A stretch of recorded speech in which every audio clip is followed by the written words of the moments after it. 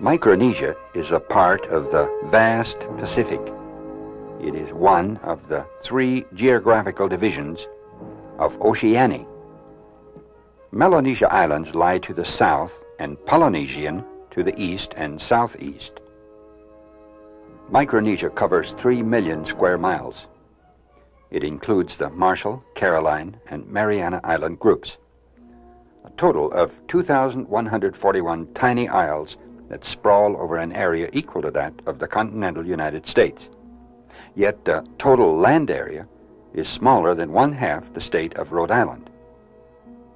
When war raged through the Pacific in the 1940s, some of the Micronesian islands became stage for intense battle and heavy fighting.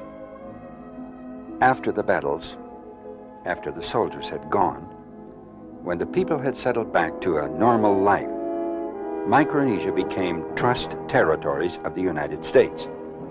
For a quarter of a century, the islands were still known only to anthropologists and the military. But during the last decade, these isles have begun to emerge as promising investments for business and tourism. The islands vary widely in appearance and topography. The Marshalls are low coral atolls that barely nudge above the watery horizon. The Palau Isles and the Caroline Group boast an array of floating garden islands, a flotilla of emerald hillocks connected by channels of clear, friendly water. Without question, the waters surrounding Palau are one of the top-rated areas in the world for underwater photography. There are rare sea mammals, more than 1,500 different types of tropical fish, and hundreds of kinds of coral. Only about 100 of the islands of Micronesia are inhabited. Total population is about 220,000. 3 generations ago, men from these islands were renowned throughout the Pacific as great fighting warriors. Today, Micronesians are known for their courtesy, kindness, and generosity. Christianity penetrated some of the islands in the mid-1800s. Yet, even today, there is strong ancestral worship, belief in spirits, and the supernatural. Effectiveness of the Seventh-day Adventist endeavors has been strongest through the establishment of schools. In the Guam-Micronesia mission, the President Ray James says, over half the population is below the age of 14. To meet this challenge, the mission has invested tens of thousands of dollars in school buildings. There are now 12 mission schools in operation throughout Micronesia. Enrollment in Seventh-day Adventist schools has expanded from 300 only 7 years ago to nearly 1,600 today. How, we ask, can a mission with only 1,700 members support 12 schools with 62 teachers in areas where the economy limits the ability of people to pay for an education? The answer is youth, student missionaries. Each year, more than 200 young people from Adventist colleges volunteer to serve their church around the world. In the Isles of Micronesia, they are found in Guam, Ponape, and Truk, in Palau, in Ibai, Kosrae, Saipan, and Majuro. My name is Chad Wiley, and will be a junior at Pacific Union College, and I am teaching high school on Majuro. I really appreciate my chance to be able to go out here and to teach these young people. Every once in a while, I get little notes on papers that they hand back that say, God bless you, my teacher. Most of the students have no Seventh-day Adventist background. My name is Philip Polly, and this is my wife, Naomi, and we're students of Oakwood College. While here in Majuro, I've been involved in Bible studies, and as a result of seeing God working through me, I've decided to change my major from psychology to theology, where I feel the Lord can use me. 40 student missionaries are teaching this year in Micronesia. These youth also give leadership in the Sabbath schools, in evangelistic meetings, and with youth activities. Young people who are accepted for these mission assignments have often raised the money to pay their own transportation. Others have been sponsored by their college. During their year of service, they are paid only a small living allowance. Gary Wilson and his wife Kathleen from South Bend, Indiana, coordinate the teaching program on Majuro Island. Our enrollment, says Gary, just keeps growing. Next year, we will need more student missionaries.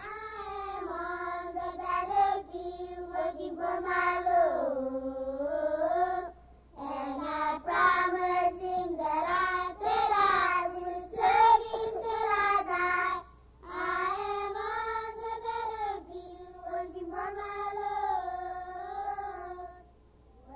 The elementary school at the village of Dalep opened in 1978. More than 300 children are now enrolled. Go by the Abbey Bird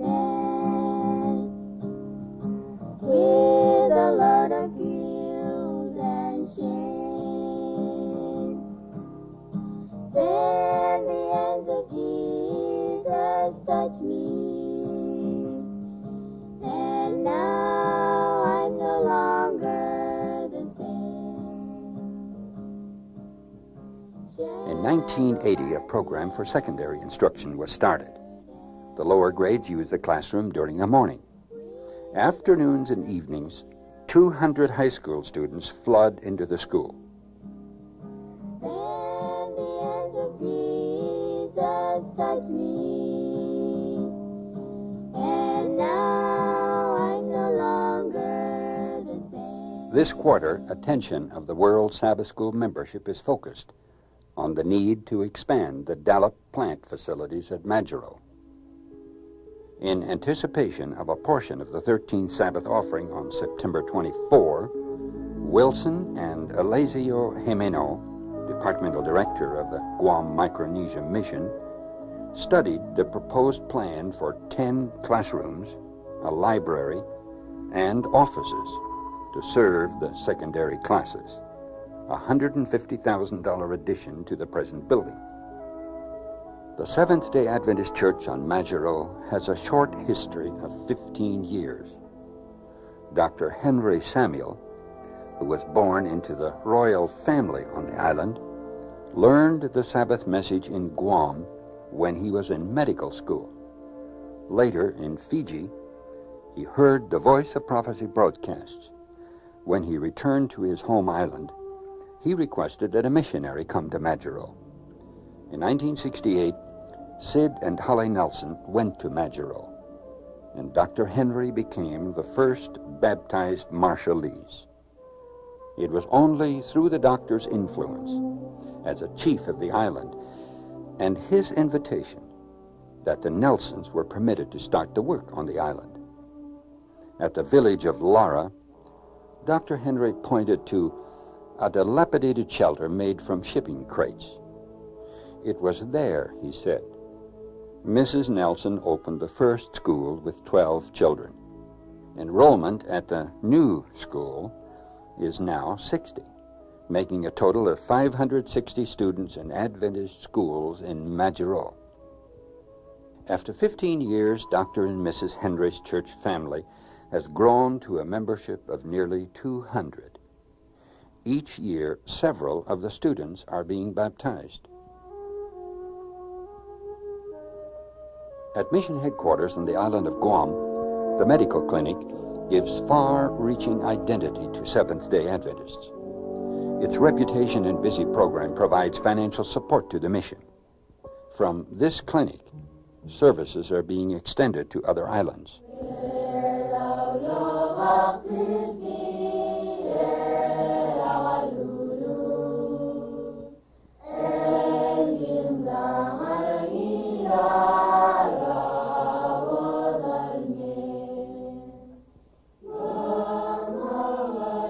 more than 30 years, the Academy on the island of Palau has served as a training center for many of the islands throughout Micronesia.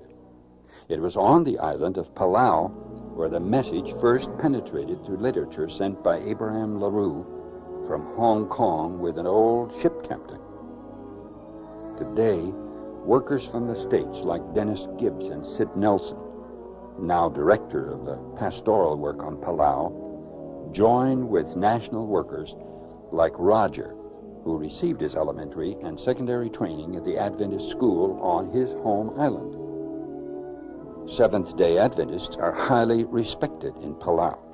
Recently, one of the governors, a Seventh-day Adventist, requested the church to set up a youth program patterned after the Pathfinder clubs.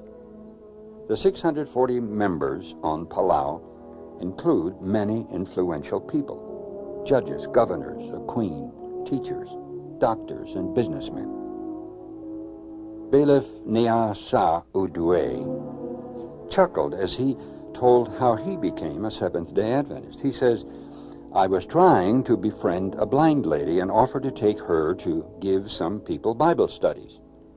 They invited me to join them, and I was the one who was baptized." Pastor Willie, one of the 3 ministers on Palau, was converted as a young man from Spiritism and ancestor worship. In his neat little studio, he prepares radio broadcasts in the Palauan dialect. Each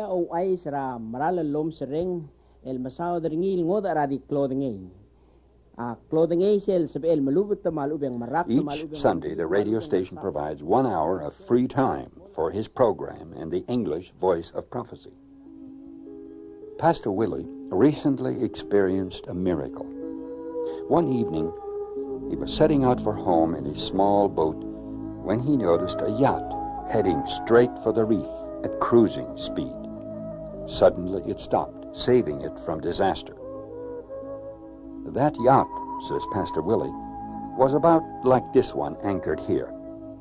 I went over to it, and the captain told me they wanted to anchor for the night. So I offered to guide them to the other side of the island where they could come in through the channel in the reef. A month later, he says, I happened onto those people here on the island. When they learned I was the one who helped them, they became very friendly. The next day, they left for their home in Canada. For years, I had prayed for a boat that could be used to get to the many coastal villages that I serve. Yet, it seemed unbelievable when I received a letter from my Canadian friends telling me that they were thinking about having a boat built for me. In February 1982, the boat arrived at Palau. The style, the beauty, the size, says Pastor Willie, were beyond my fondest expectations. The miracle boat has been dedicated to the service of God, to serve the churches, the schools, and the clinic of Palau. Each Sabbath, Pastor Willie takes students to the outer islands to conduct branch Sabbath schools.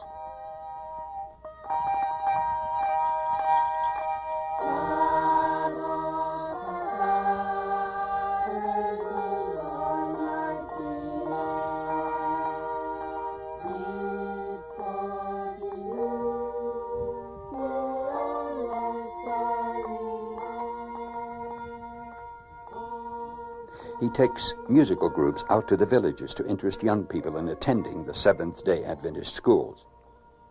On shore, the young people have prayer before going into a village to visit the people or hold evangelistic meetings. Ministers, teachers, medical workers, and student missionaries throughout all Micronesia have their sights on one goal: finishing God's work in the isles of the earth.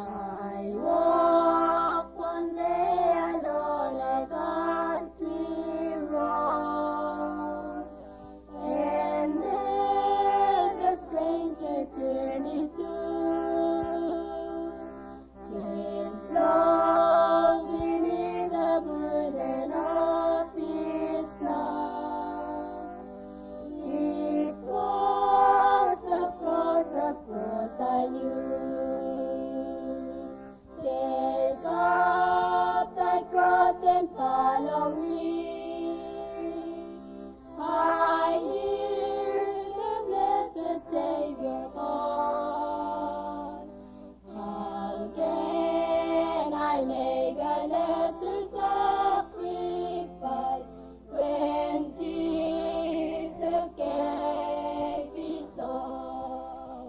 This is Mission Spotlight.